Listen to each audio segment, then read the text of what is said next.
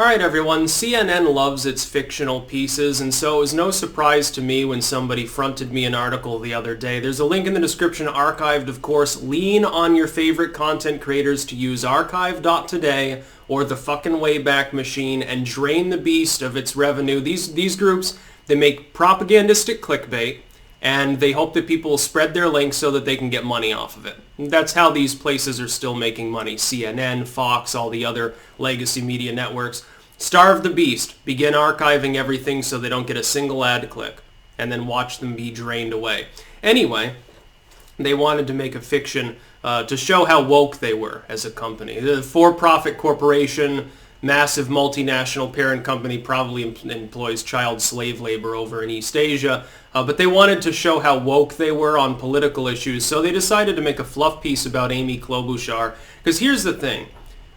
All of the Democratic candidates at the top are white males, with the exception of Elizabeth Warren, who doesn't debate well. There's really no way to make a fluff piece about her. She came in an anemic third in Iowa, probably will be third in New Hampshire.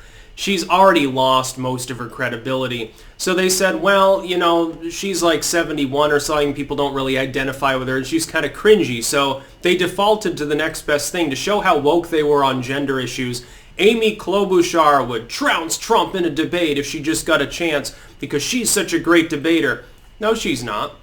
She spouts vague platitudes and sloganeering the same as any other candidate. The only difference is that she looks decent for the camera. She's got the Gillibrand effect, really. She looks decent for the camera. She's the only person that gets up on stage other than Buttigieg who's not geriatric. That certainly helps. And yeah, when you're being compared to fanatic Bernie and deer-in-headlights Warren and boring-ass Bloomberg and demented Biden, when those are the people you're debating, you're going to come out smelling like a rose. I could debate these people. You could debate these people. It's not that difficult. It's formulaic. The way Biden debates is basically in a can anyway. And he opens the can and he dumps it on the audience every time he's up on a stage. Except that it's different every time because, of course, he doesn't remember what state he's in or what year it is, and so it begins to get funny. Michael Bloomberg is very cringy. Just like Elizabeth Warren, like his post the other day where he had like Trump and he had like the little gingerbread man on his back or something, and this was supposedly had like a greater political meaning. These people are fucking nuts. These people are morons. I'm not surprised that CNN would decide that the only person who was in the top 5 in Iowa who was worth writing about because they're not totally cringy every time they speak is Klobuchar. Well, that's not a huge qualification for office. The idea that the fact that she's arguably more coherent than Joe Biden and Bernie Sanders does not mean she would win in a debate against Trump. Here's how it would go. She would say, things aren't working for the average American. And Trump would say, that's funny because independent voters largely break for me on every diplomatic and economic issue. Why is that if it's not working for them? And then he could point to various economic metrics. That would be basically it. Whereas Klobuchar doesn't have foreign policy experience, so that goes out the window. She can't fight him on that. Economically speaking, okay, you want to compare the economy of her native state with the economy under Trump in general? I don't think it would go well for Klobuchar, but you don't quote me on that too much. I'd have to go mining into her state's data. My feeling is this, and this is why I think Trump has the advantage, and Klobuchar is a non-issue at some point, because she came in 5th in Iowa, will probably be, I think, 4th in New Hampshire. But I mean, outside of the winner's circle in the first 2 means you're not viable, basically. Unless she suddenly, she saves 10 orphans from a fire, and so she magically wins South Carolina and Nevada. Okay, then she's viable. Until she saves those orphans, though, I've basically written her and Yang off. At this point, it's basically a 3-person race.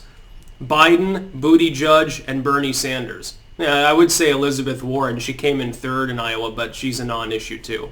At some point, she'll drop out. If she doesn't come in at least 3rd in New Hampshire, she's done.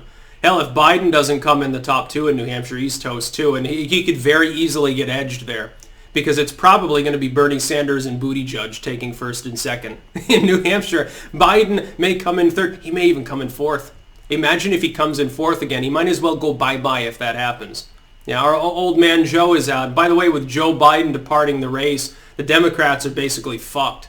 I guess Buttigieg might still pull it out of his ass, which, by the way, is not meant to be a pun. As far as Klobuchar goes, though, The fact is, the only reason CNN's running this fluff piece is to look good to the mudgender crowd. That's the only reason that they're choosing to heap praise on her. Oh, I mean, they can't do it with Buttigieg, because then they don't look woke enough, because for some reason Buttigieg, despite the fact that he's extremely far left and gay, has been cast off as though he's like a reactionary or a Nazi or something. It's very funny. It's very funny because inner city voters have rejected him in part because he's a homosexual. Somehow this is taken, though, as evidence that Buttigieg is a racist or bad for black voters. That he's being rejected for economic reasons or because he's too white or whatever. Oh, how interesting that is, because the Democrats are fucking terrified of having to actually analyze the real reason why he lacks inner city support. They hate to admit that the fact is that it's definitely bigotry, but it's not the voting bloc they want to blame for its bigotry. It's not Alabama voters. It's not hayseeds with Confederate flags that are standing in the way of Buttigieg. The demographics of that should make the Democrats shudder. But Klobuchar, I'm struggling to find where she would find a core fan base without Elizabeth Warren dropping out, because then she has the mudgender crowd. But the fact is that, being female while being politically more adept than a man with dementia and an 80-year-old socialist, that's not a qualification for beating Trump, not with the economic markers that we currently have. By the way, that's why I've consistently said that Sanders would lose. His revolution crap would fall apart because his campaign would be entirely based on economic overhaul, while most people approve of the economy. It's not usually going to work when you say, let's change everything economically when more than half the population approves of the way things are going. Most of them will reject that message. Of course, you got the Never Trump crowd. They might say, okay, yeah, socialism is preferable to this dude who CNN says is bigoted and hateful. Well, no, when I look at the Dem field and some of the things that they say, they're 10,000 times more bigoted than Trump will actually ever be. He's a Manhattan socialite Democrat anyway. He just slapped an R after his name because he didn't want to have to run against Hillary Clinton. That's really what happened, dude. Donald Trump is not a lifelong Republican evangelical figure. Klobuchar would probably attack him on that basis and start rambling about sexism or something, and he would chuckle at her, and he would win the debate thereby. So CNN's just doing the wokeness thing. I thought it was funny. Again, though, archive every news link. When you send me news links, please run them through archive.today if you can. That way, I use ad blocker, so it probably doesn't matter. But for a lot of people out there that don't, they can take that archived link and shove it right up these sites' ass. And I think that it's wonderful. I wonder how many hundreds of thousands of dollars of potential revenue I've personally robbed from these groups by archiving everything since I started doing that years ago. Considering the number of views is several hundred million, I'm going to guess that probably it's in the multiple hundreds of thousands of dollars. Yeah, I think that would be a reasonable expectation. Could be more than that. Could be $1 million. I love myself. I think that I've already done a great job for the world, and I'm going to keep doing it. And I'm going to press all of you to do the same thing. Use archive.today. Sometimes archive.is. It gravitates back and forth. They have a Twitter handle that's half abandoned. And then also the Internet Archive, the Wayback Machine. Use those. You can update the snapshots as well of these pages with archive.today, which I don't know if you can do as easily with the Wayback Machine. It's fairly quick. Just fucking do it. That's about all. Peace out.